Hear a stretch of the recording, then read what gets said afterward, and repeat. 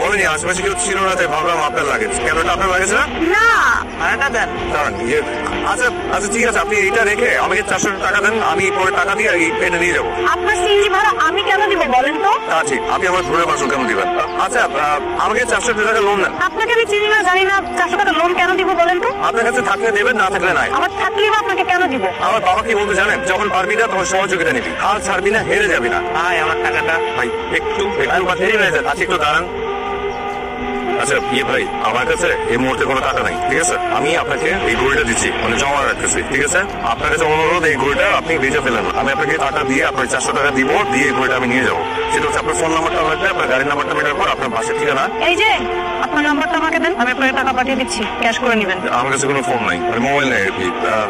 আপনি এক কাজ করেন, কাইন্ডলি আমাদের এই সিন্ধি ভাইয়ের ফোন নাম্বারটা, গাড়ির নাম্বারটা আপনি একটু কষ্ট করে একটু আপনার মোবাইলে একটু ঢুকে রাখেন। আর